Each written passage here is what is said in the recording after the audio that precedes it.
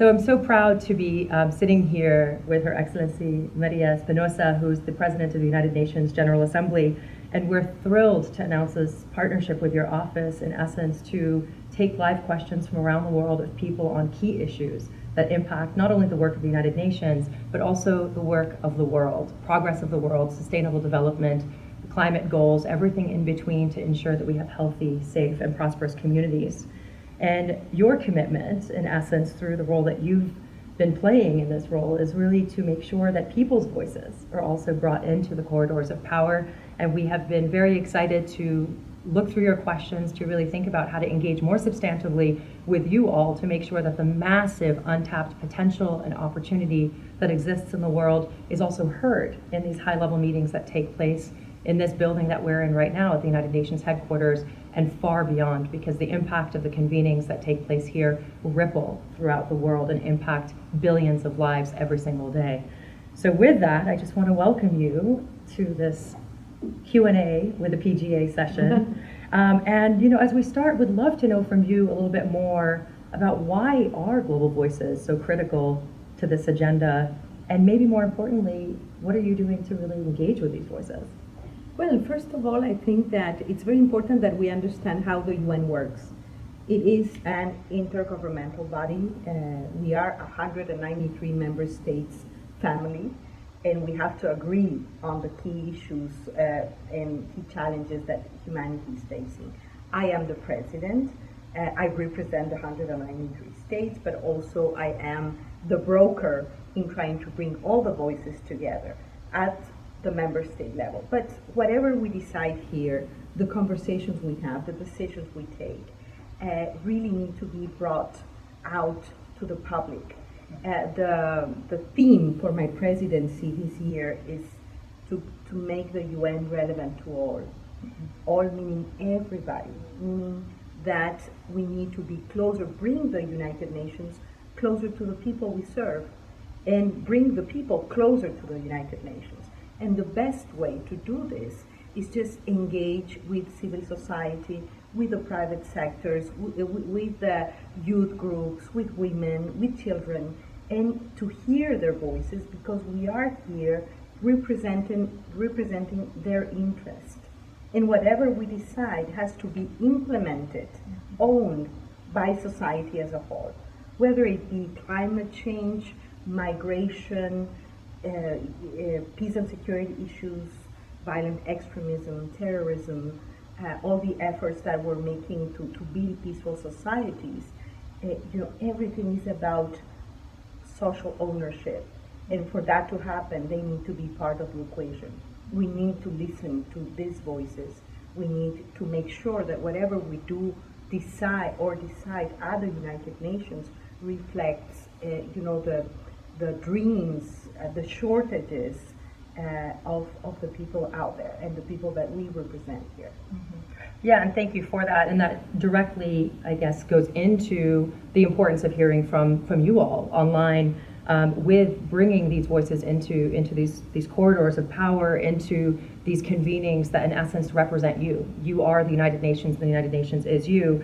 So with that, I wanted to jump into your high-level event on climate that you'll be hosting on the 28th, which is why we're hosting this conversation with you now, and really thinking about what the world is grappling with, is passionate about, and is innovating when it comes to climate-based solutions and taking climate action. So tell us a bit more, what is this high-level event?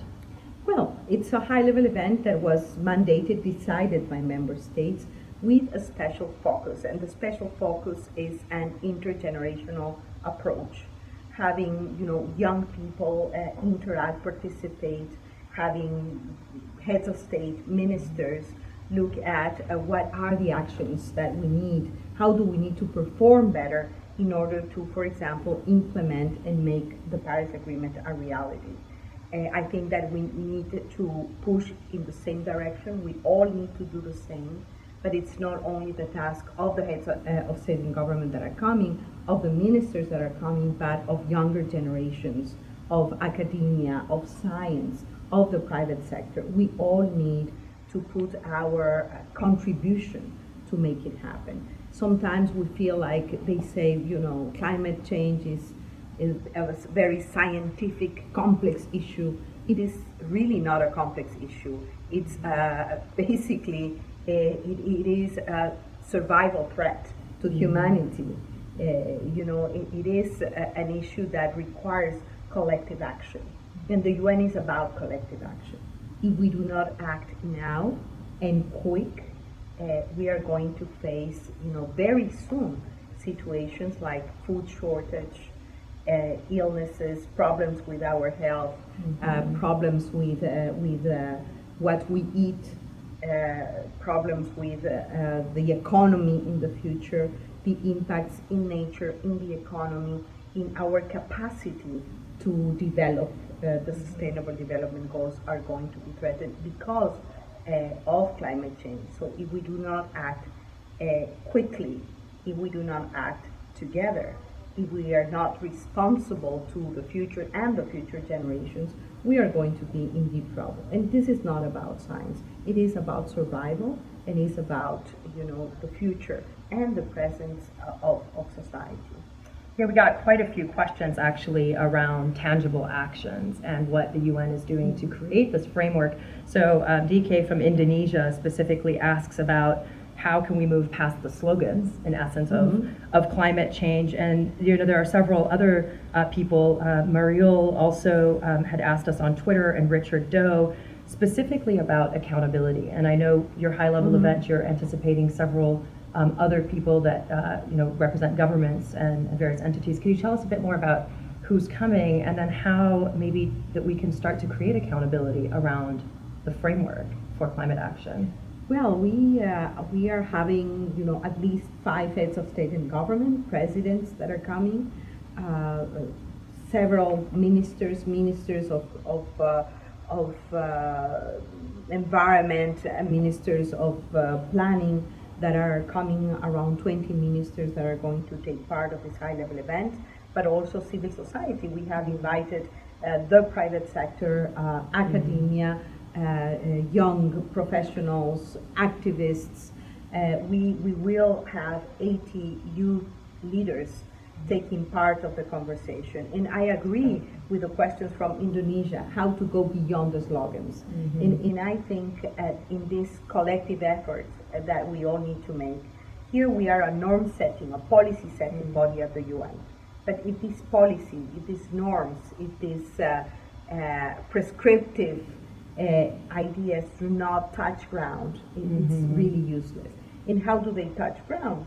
The proper policies, legislation at the national level, but also our own personal, private lives.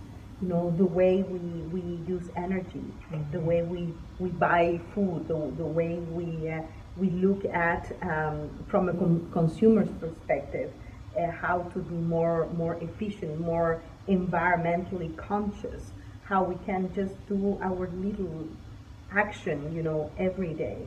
It is very much on the consumer side.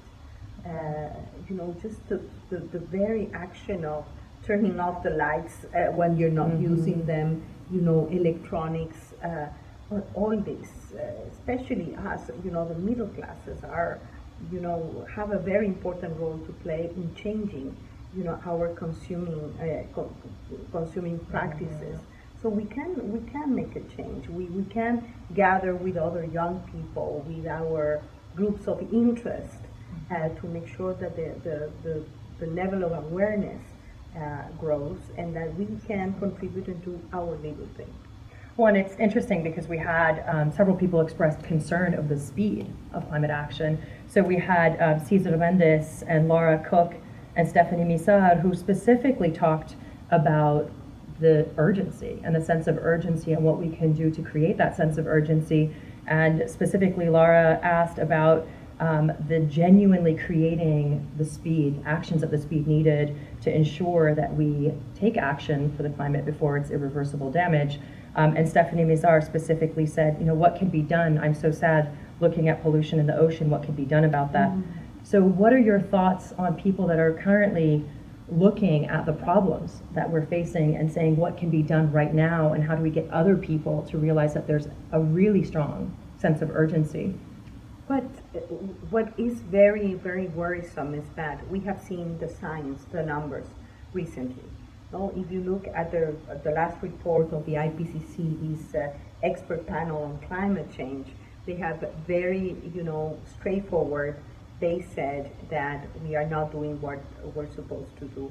And for example, the past 4 years have been the hottest years in history.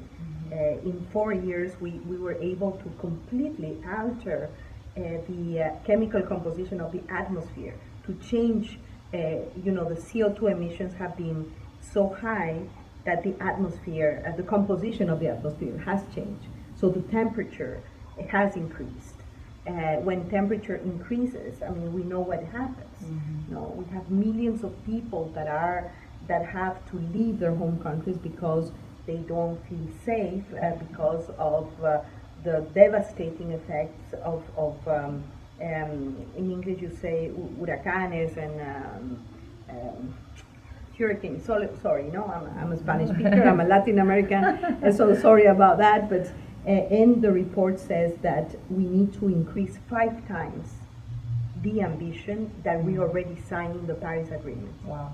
No, the Paris Agreement said we need to reduce our emissions in such and such number, but now the experts say no, we need to multiply by 5 our ambition in order to meet the target of not going beyond 1.5 degrees Celsius. So it's a lot of work. 5 times. It is a lot of work. We need to work towards carbon neutral economies and societies. We need to decrease our emissions of CO2. And that goes through changing our energy matrix. We know that 80% of the emissions, they come from transportation, from the use of fossil fuels. So that's one thing, use public transportation, have less cars. These are the kind of, go beyond the slogan kind of thing that, our colleague, friend from Indonesia was asking. So there is a lot of things that we can do, but the level of urgency, I agree, it is urgent because we're running out of time. We were thinking about what to do until 2030. It so happens that we agreed on, the Paris Agreement was signed in 2015, 4 years after Paris. We know that we need to multiply by 5 our ambition already if we want to continue to survive as a human species, but climate change is also altering, devastating, and it's responsible for the extinction of hundreds of species that we know of. There's so many that we don't even know of, but this is really a crisis, and we need to act. We need to act soon, and the good news is that there is awareness, that is public commitment. Not by everybody, but we see that this is an issue that is really creating, making politicians wake up, the private sector wake up, young and youth groups wake up. So I think we have everything we need to make this rapid change that we need. Precisely, and as we've seen all around the world now, also youth are at the forefront of this climate movement. And interesting, we had a question also from the SOAS Students Union that specifically asked about how do we, in essence, start to reduce all of these carbon emissions that are being created, which you touched on with the sense of urgency and collective action, because it is consumer behavior. It's all of you, it's all of us, and the choices that we make every day. I want to really focus also on one of the points you made about, in essence, displacement from climate. And we had several concerns with this conversation, specifically from Maryam, Maryam and Bina Desai, both on Twitter, who Maryam had noted, I wish everyone cared about innocent lives the way they care about climate, with a follow-up of saying also that so many people are impacted, that are refugees and migrants because of climate. Displacement is happening more and more. So would love to know from you what your perspectives are, on really thinking about how is climate change impacting vulnerable communities around the world, and what can we do to advocate more for those communities? Yes, I think that it's a very good question, because sometimes we feel like climate change is about nature.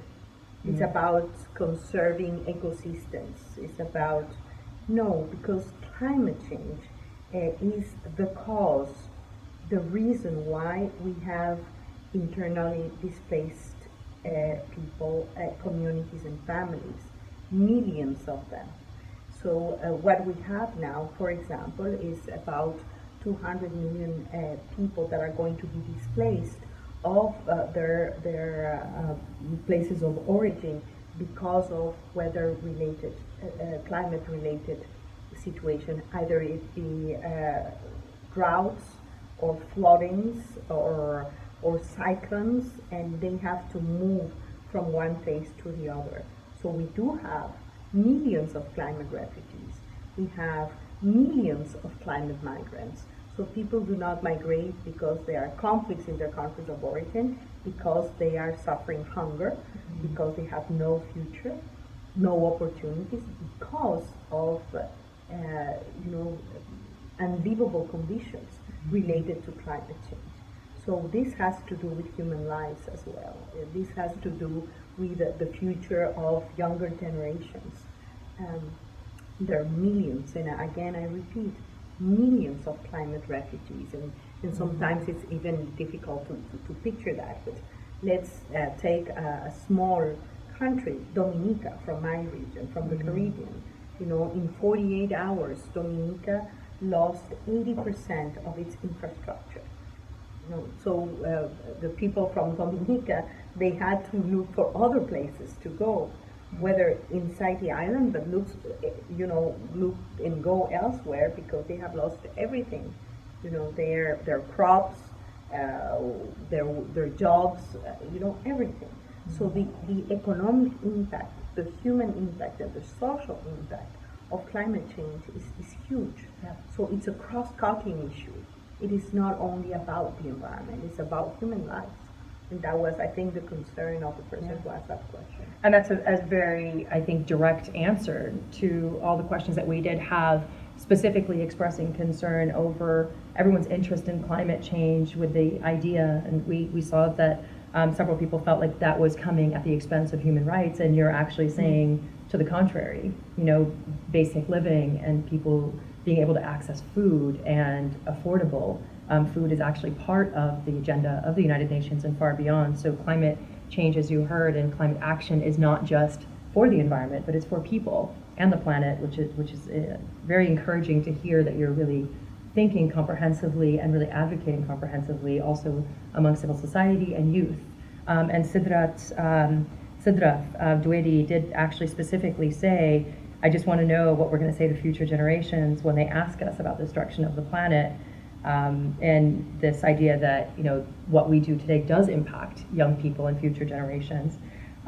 But with that, I want to kind of switch gears to your high-level event, and specifically kind of thinking about states' accountability and governments and the actions. And there's some fantastic innovative things that governments are doing to take action for climate. But there are some questions also about kind of the burden sharing with least developed countries and countries that are developing with regards to their desire to grow their economies.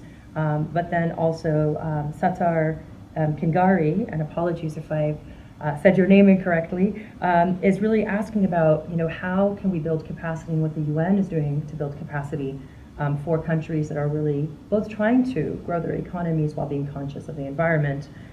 We also had Glimpse East Forward, and also Laura Kogleman specifically also ask about the tools and resources that are available to member states for encouraging them to take more actions for the climate. Well, I think that the question we ask is, who is paying the climate bill? I mean, who are the most vulnerable? Who are the countries that suffer the most of climate change? And what we have is, there is a principle in the UN Convention on Climate Change talking about common but differentiated responsibilities. We are all responsible, we can all do something, but the truth is that the richest countries are most often the most responsible for the emissions. There are countries, if you do the maths and the arithmetics, the countries that are more responsible for CO2 emissions, are not always, taking the responsibility. And the countries that are the most vulnerable are the smaller countries, the poorest countries, especially, for example, the small island developing states. They are very vulnerable. The climate change is a survival issue.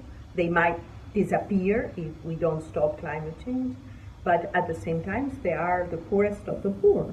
And there is a need for these differentiated responsibilities, the responsibilities of the ones that are great emitters. And for that to happen, we need resources. One of the big challenges is to make sure that we have the financial resources and the capacities to adapt to climate change, to build more resilient countries and societies, and also to boost our capacity to mitigate. There is the Green Climate Fund, a huge global fund to support countries that are most vulnerable and the poorest. We are talking here about $100 billion per year. That was the promise made, so we still need to fill the account of the Green Climate Fund to make sure that we have the resources, that low carbon technologies are transferred to the countries that are in need, to make the intellectual property laws less rigid when it comes to low carbon technologies. So this is from the side of governments. We really need to come to grips to the means of implementation, how to implement the Paris Agreement, the Convention on Climate Change. It really comes to proper finance, enough money, especially for the poorer countries, the most vulnerable. Number two, capacity building, strong institutions. And third, technology transfer, especially low carbon technologies that should be given to the developing world, for free in order to benefit the entire humanity. So there is this very strong responsibility from the side of governments, but also, the private sector, society as a whole. They have a role to play as advocates, as activists. We all have a role to play. Yeah. And I think it really taps to your question, Bizan, Azim, and also Shikrat Paste, on really thinking of different ways that we can leverage innovation and technology. They specifically referenced kind of working remotely from home, adaptation and adoption, in essence, of solar and wind technologies, in addition to Rose Caraway also talking about sustainable models to help build local capacity for biodiversity and food consumption. So I think a little bit of your questions was also answered in really thinking through this public-private partnership approach too, where governments partner with local innovators. And as we're wrapping up, I just wanted to really reflect on some of the questions that we got about next steps and really thinking about what people can do. And Mushin had mentioned, people are aware that something needs to be done, but why are we not taking action? Emily Jane also asks, what can we regularly do to mitigate climate change? And a few other folks, Let There Be Light on Twitter, mentioned how can NGOs partner with the UN system and governments to ensure that no one's left behind in this process. And specifically, I did want to mention Fundi's tweet about making this change less bureaucratic and more accessible to communities to be able to adopt. So all of your questions, in essence, have to do with what can people do? What can everybody watching, what can people interested in climate action do to be part of this agenda and start to advocate for action? Yes, let me just give you an example. With the technology and the knowledge we have today, we are able to produce much more food than we need to feed everybody. But in spite of that, 1/3 of the food that we produce is wasted. We just, It's a sad number. Yeah. And at the same time, the number of hungry people has increased. The numbers we saw recently from FAO, it's embarrassing, because what we see is we produce more food, but the numbers of hungry people have increased from 766 million in 2015 to 815 million people that are hungry. And this cannot be. And I'm putting this example because on the what to do. No waste. We should be very careful about, reusing, recycling, not wasting, being very respectful about food, about our capacity, to contribute as citizens. The issue that I was saying, and I would like to insist, the issue of transportation, of public transport. Every young person, not anymore, but when I grew up, what to dream about, a car. Everybody wanted to have a car. Why? What we need to do is put pressure on our authorities, the mayors, the ones in charge of public transportation. We need to have very good public transportation in order not to, have to use our private cars. I mean, this kind of changes in behavior in our consumer culture, makes a big difference. That's from the citizen side. From the government side, we have agreed on so many conventions, treaties internationally that we have to be accountable to. We really have to walk the talk. We have to really go beyond this implementation deficit. We have to comply with the UN Convention on Climate Change, to comply with what we have agreed to in the Paris Agreement. That's why this high-level event that we will assess what we have done so far, recommit ourselves, prepare for a very important climate summit that is to take place here in New York in September, to look at the state of what is the financial gap for adaptation, mitigation, and resilience building. Where is the money? Where is the money going to come from? How is that we're going to support the small countries, the ones that are more vulnerable, on the finance, on the technologies? They're very interesting initiatives. For example, the solar initiative. It's an initiative that favors the use of solar energy. That was launched first by India and France, and now more than 120 countries are part of the Solar Alliance. So the world is moving, but we need to move at a faster pace. What to expect after our high-level event? We will expect, a very responsible, engaging conversation, the opportunity to exchange views with young leaders working and worried about climate change, and to have some agreement to prepare for the next conference of the parties of the convention for the climate summit in September. And basically the issues are climate change and urban settings in cities, because that's where a lot of the emissions happen, in urban environments. It's going to be about finance. It's going to be about, it's like we have 13 areas of work that we will address, and we hope to bring some food to the climate summit in September. And the emphasis, the value added of this, it's going to have a very strong intergenerational approach. We will have the elders, the people with a lot of experience, governments, ministers of state, but also young leaders. And because we're learning so much of all these young, men and women in the streets, escaping school on Fridays, demonstrating, saying, we expect more from you, from our leaders. And I think that it's a wake-up call, and we need to deliver for them and for us as well. Well, and thank you very much for your time. I know your schedule is extremely busy, but it was very important for you also to make sure that you were able to engage directly with people all over the world who shared the same concerns I think you have, and so many of us have, for the urgency for action, but also the importance of shared responsibility and accountability. And there were a lot more questions. We assure you all of them were read and were reviewed. So keep them coming. This is hopefully one of several conversations that we'll have to really ensure that your agenda does reach the world, because as you mentioned, the world is precisely why we're all here, and who we're all responsible and accountable to also.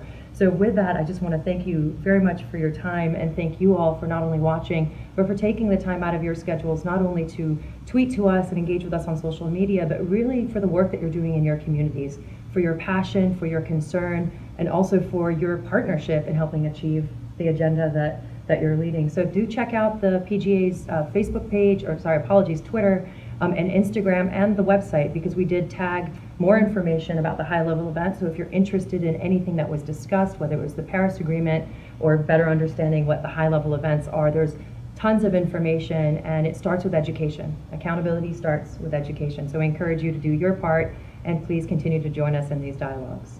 Thank you very, very much. And indeed, it starts with education, but it starts also with engagement and participation. So I thank you very much for the questions. I think it really, boosts the conversation, but also this much needed global action and shared responsibilities on climate change, but in the other issues that are part of the agenda of the United Nations, because we really want to bring the United Nations closer to the people and make this organization work for you all.